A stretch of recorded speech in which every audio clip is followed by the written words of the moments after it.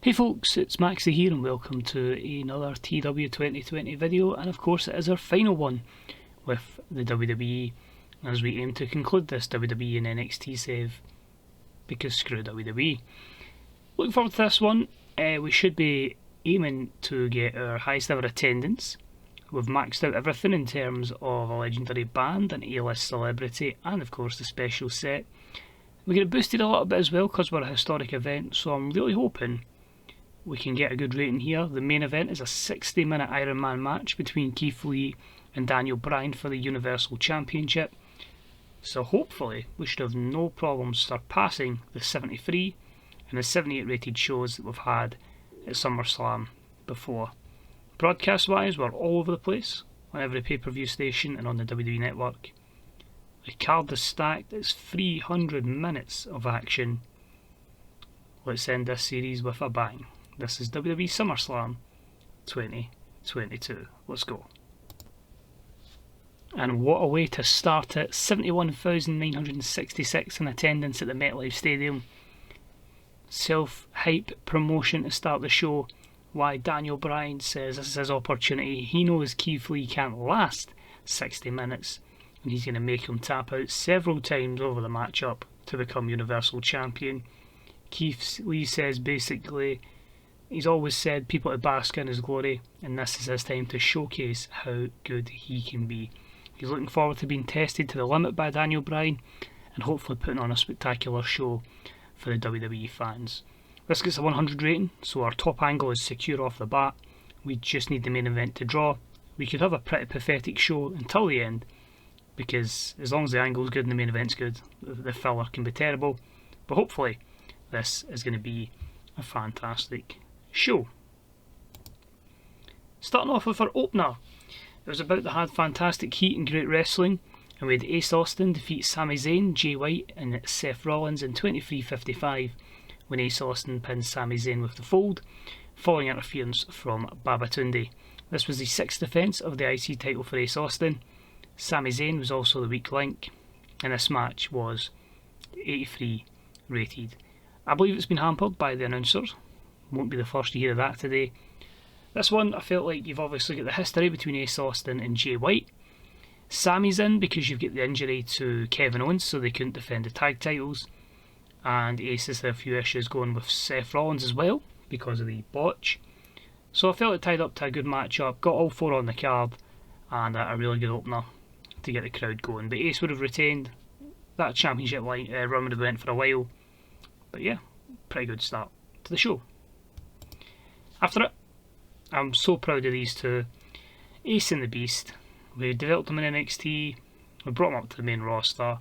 Both guys have done well. Ace Austin surpassed every expectation. And if you think he was overbooked here, wait till the Impact save. But a 79 rated segment for that as he celebrates remaining your IC champion. Moving along then, we had just a battle of 4 teams in a very competitive division. It was about to have a decent reaction from the crowd, but subpar wrestling as we had the Usos defeat Santana and Ortiz, the Hardy Boys and God in 13:48 when Jimmy Uso pinned Jeff Hardy with a double super kick. I felt like the Usos have put a lot of people over, so they came out on top in the big match up at the end. But it just shows how stacked that division was, and that's going to add in Sami Zayn and Kevin Owens. That was going to add in the Lucha Brothers.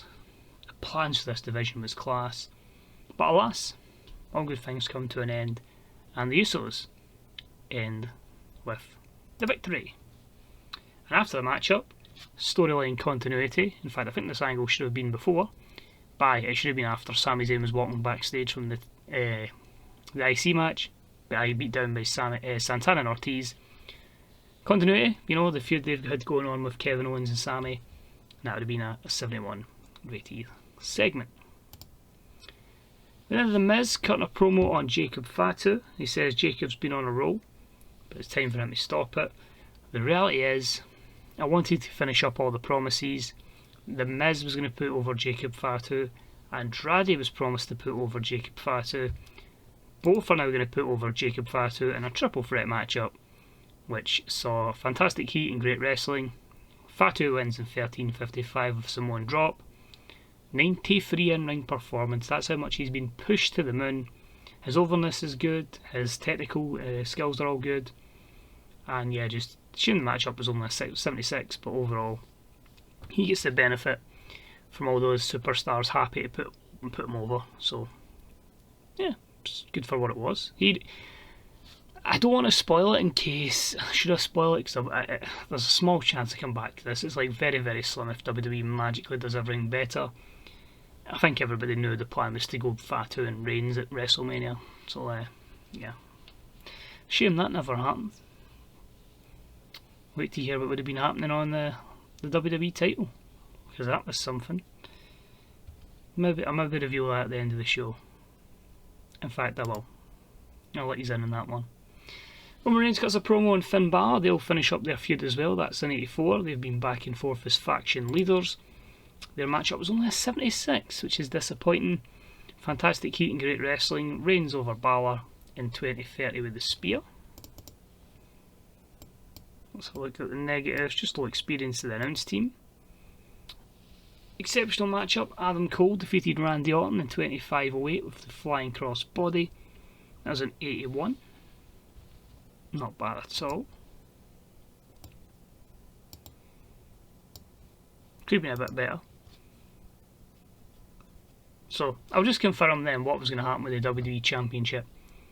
So the plan was the Fiend to either win the belt tonight in the main event or win it down the line. Was going to keep the belt right through until WrestleMania. Adam Cole was going to win the Rumble. Adam Cole was going to win the championship at WrestleMania. Ace Austin was going to cash in on him at WrestleMania and jump to Raw as WWE champion. And then he had Ace Austin, Adam Cole out of WrestleMania. So, while a lot of this stuff is usually booked month by month, there's a few things that are like booked like 8 months in advance, and that was the plan. But the fact I'm confirming it all means, yeah, we probably won't come back to this. But let me know what you thought of those plans anyway. Would they have been quite good television? Ronda cuts a promo on Shayna. Obviously that feud's kind of just the disintegration of their friendship. And yeah, I kind of wanted, as you can see, Shayna to go over. As they'd about had good heat, but subpar wrestling. And Shayna wins with the Kimura, following blatant cheating. Ronda was not happy putting Shayna over, even when I tried to make it storytelling and protect her. But with it being the last show, I thought, I don't care if you're unhappy, put your pal over. So Shayna picks up the win. That would have elevated Shayna to Ronda's level, where they gave us another star. And then would have booked on the next one and slowly get the women's division up. We then had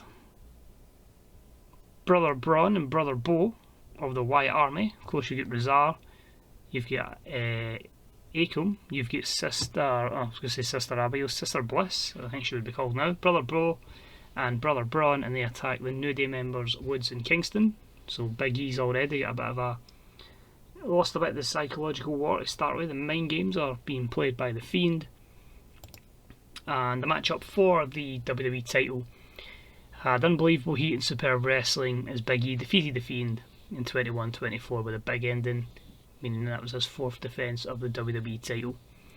A very solid 86. Xavier Woods did make it to the ring to do some good work at ringside. The matchup would have easily been in the 90s, but the lack of psychology, as always, dropped it down a little. Moving on, we had the fantastic matchup between the Dream and Drew McIntyre. Just another promise, so obviously the Dream was going to go over in 1943 with a power line. A 78 rated matchup's not the greatest, I expected a lot better. Obviously a tag team that kind of disintegrated. I wouldn't even say a tag team, maybe an alliance that disintegrated, and that allowed obviously the Velveteen Dream to kind of build himself off of the back of Drew McIntyre. Moving on then to our co-main event, and that is for the Raw Women's Championship. Rhea Ripley versus Becky Lynch. This might not be as good because it's two baby faces against each other, but in the art of competition, the two best female workers will go at it one-on-one. And a 77 rated promo from Rhea saying she's ready to face one of the best in the business and show how good she is. And they get a 73. Becky was off her game, that cost a little. So a bit disappointed. I was hoping to try and stretch into the 80s. But great heat, good wrestling. Rhea defeats Becky in 2058 with Soul Food, and that was her 4th defence of the Raw Women's Championship. Negatives, of course, babyface, poor gimmick, announcing, and inconsistency. After the match-up, they just basically have like a hug, a celebration, just saying how good women's wrestling is, and those are the 2 main women. No promos before it, no angles, no special entrances. We jump straight into the 60-minute match-up. How will it do? Our final match to be booked on this series, Keith Lee, Daniel Bryan for the Universal Championship. And it's a 79, and I think you can tell by a few things that the only reason this is a 79, per like the last show, is because none of the announcers are any good, so the announcing penalties have destroyed it.